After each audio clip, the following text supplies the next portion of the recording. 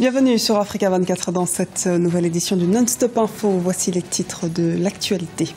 Contestation des résultats de la présidentielle en Guinée. Le gouvernement demande aux candidats qui rejettent le scrutin de respecter les lois. Un dialogue pour le moment quasi inexistant alors que les résultats provisoires du premier tour de l'élection présidentielle sont en cours.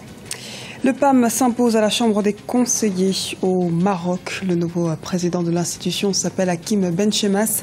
Le numéro 2 du parti Authenticité et Modernité y a été placé après une victoire face au parti Istiklal de l'indépendance. Dynamisation des partenariats publics-privés au Cameroun. Le club des partenariats publics-privés sera en marche dès ce 15 octobre à Douala. L'objectif est ici d'assurer un meilleur échange d'informations entre les entreprises et l'État camerounais. Le gouvernement guinéen a fait ce mercredi sa première déclaration officielle depuis la tenue du scrutin présidentiel du 11 octobre 2015. Face à la montée de la violence dans certains quartiers de la banlieue de Conakry, les autorités appellent au calme et à la retenue. Les précisions d'Emmanuel Milimono, correspondant au Guinée. Première déclaration officielle depuis le 11 octobre 2015, date de la tenue de l'élection présidentielle. Le gouvernement guinéen appelle les différents contestataires au calme et a usé des voies de recours légales en matière de contentieux électoral. Depuis en effet le lendemain du déroulement du vote, l'opposition conteste les résultats et des violences ont commencé dans certains quartiers de la banlieue de Conakry. Au nom de l'autorité publique, c'est le ministre des Affaires étrangères en présence des représentants d'institutions internationales qui tentent d'apaiser les acteurs. Lorsque les résultats seront proclamés, s'il y a un contentieux électoral, comme le dit la loi, ceux qui ont des problèmes ont le droit légitime de s'adresser à la Cour constitutionnelle qui a été mise en place. L'état de droit ne se consolidera jamais si nous n'apprenons pas d'abord à respecter nos propres institutions. Le gouvernement déclare que les portes sont toujours ouvertes au dialogue et que l'opposition peut passer par les institutions de la République pour faire entendre ses revendications. La Guinée est un état de droit, ajoutera le ministre de la Justice, garde des Sceaux. Maître Cheikh Sako rappelle ensuite que les responsables des troubles post-électoraux feront face à la rigueur de la loi. Dès lors qu'il y a violence politique, violence post-électorale avérée, aussi bien les auteurs que les commanditaires sont passibles du code pénal guinéen. Et je tiens à réaffirmer solennellement que le gouvernement prendra ses responsabilités dans ce sens. Mais je rajouterai pour terminer, la Guinée n'est pas un pays pendu comme ça au ciel. La Guinée est dans le concert des nations. La Guinée est partie au traité de Rome. Si le gouvernement guinéen n'assume pas sa responsabilité, il y a la justice internationale. Le scrutin présidentiel s'est déroulé le 11 octobre 2015 dans le calme et la sérénité. Les électeurs se sont massivement rendus aux urnes pour voter. Selon la Commission électorale nationale indépendante CENI, le taux de participation tourne autour de 75%. Mais avant la proclamation des résultats provisoires, les 7 candidats de l'opposition dénoncent des fraudes massives et appellent à l'annulation de l'élection.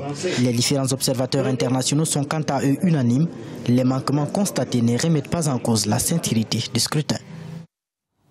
Et ajoutons que la tension reste palpable en Guinée. Le leader de l'opposition, Cellou Dalein Diallo, a officiellement annoncé son retrait du processus électoral. Une annonce faite peu avant la publication des premiers résultats partiels du premier tour de la présidentielle guinéenne du 11 octobre 2015. Dans l'actualité également, à 82 ans, Mathieu Kérékou a tiré sa référence. L'ancien président béninois est décédé mercredi 14 octobre. Le chef de l'État, Thomas Boniayi, qui a annoncé la nouvelle, a aussitôt décrété une semaine de deuil national avec la mise en berne des drapeaux.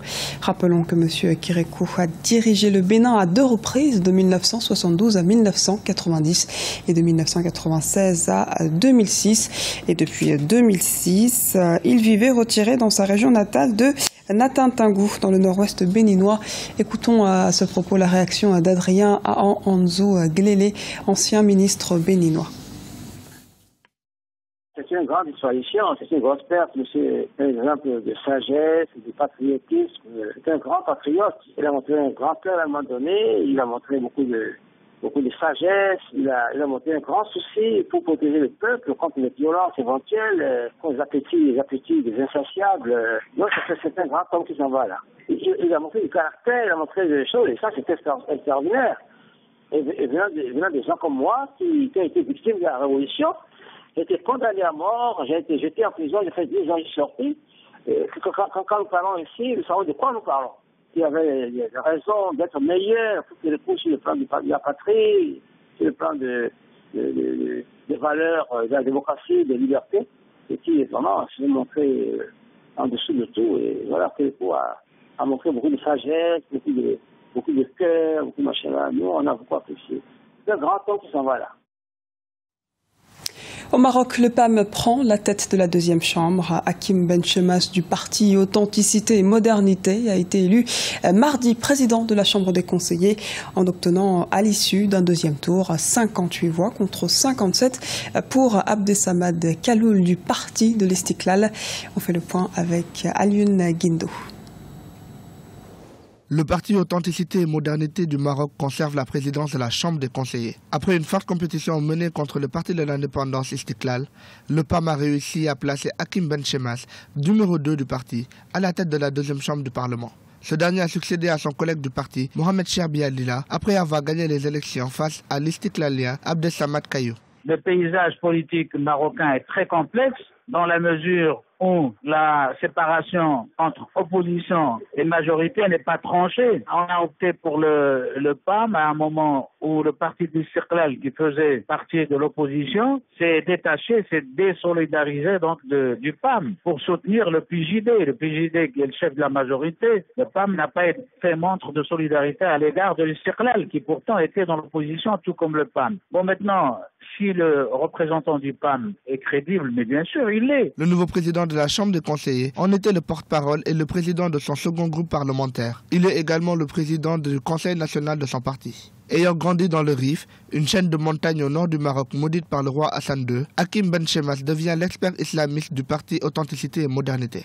L'élection de M. Hakim Benchemas à la tête de la Chambre des conseillers est une victoire pour le parti Authenticité et Modernité, victoire du PAM et la mise en tête de la deuxième chambre, qui est la chambre des conseillers d'un de ses leaders, Hakim Benchemas, émane bien d'une stratégie électorale et d'une stratégie politique que le PAM a bien réussi à mettre en place. Le président de la Chambre des conseillers, Hakim Benchemas, est devenu de fait le 4e personnage dans l'ordre protocolaire de l'État marocain. Après 9 ans d'action politique au sein de son parti, il est la preuve que les ascenseurs du parti Authenticité et Modernité sont en parfait état de fonctionnement.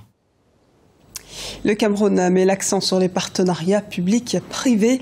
Ce jeudi 15 octobre sera lancé à Douala, la capitale économique du pays, le club des PPP, événement qui va rassembler une cinquantaine d'entreprises privées intéressées par un éventuel partenariat avec l'État. Les précisions de Lise Elsi à Kiziman.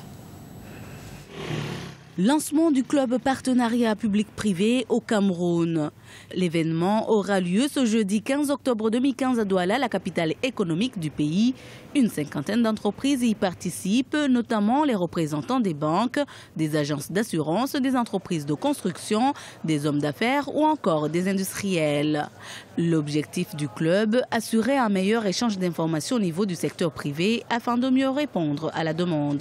Il y a beaucoup d'acteurs impliqués, aussi bien donc la société de développement, la société de construction, l'opérateur, tous les conseils juridiques, les conseils financiers, les avocats, etc. Donc, et pour pouvoir arriver à un accord avec un État sur un projet particulier, ça nécessite quand même un gros travail au préalable. Donc c'est ce que nous avons essayé de faire au niveau du secteur privé. Ceux qui veulent se regrouper entre eux, ils trouveront au sein du club un moyen de pouvoir mieux communiquer et aussi de mieux préparer les dossiers pour que ces dossiers puissent aboutir dans les différents domaines. L'Afrique présente un grand potentiel au niveau de ses partenariats entre le public et le privé, l'évolution de la démographie, l'économie soutenue du continent, la population qui s'urbanise de plus en plus sont autant d'enjeux qui favorisent l'offre et la demande des partenariats. Les gouvernements doivent se saisir, et je pense que la plupart du temps, la plupart d'entre eux le font, se saisissent de ces enjeux. Il y a une multiplicité de réponses. J'aurais tendance à dire que les partenariats publics-privés sont une de ces réponses qui permet d'allier la demande du gouvernement, les besoins du gouvernement en termes d'investissement, mais également en termes d'entretien et maintenance de ces infrastructures sur le long terme, et d'associer le privé, les groupes internationaux, mais également le secteur privé local, régional, à des grands travaux d'infrastructures, ces grands travaux structurants. Le club PPP Cameroun va donc créer une opportunité d'investissement à travers son site internet. Le PPP reste ainsi un mode de financement par lequel une autorité publique fait appel à des prestataires privés pour financer et gérer un équipement assurant ou contribuant au service public. En 2013, le gouvernement camerounais a présenté aux investisseurs des projets dans divers domaines à exécuter en partenariat public-privé. Il s'agit notamment des domaines de transport, de développement urbain, énergie et dans le développement de la conservation des produits alimentaires. Ce journal a été réalisé par l'ensemble de la rédaction. Merci pour votre fidélité. Retrouvez dans un instant une nouvelle édition de l'actualité sur Africa 24.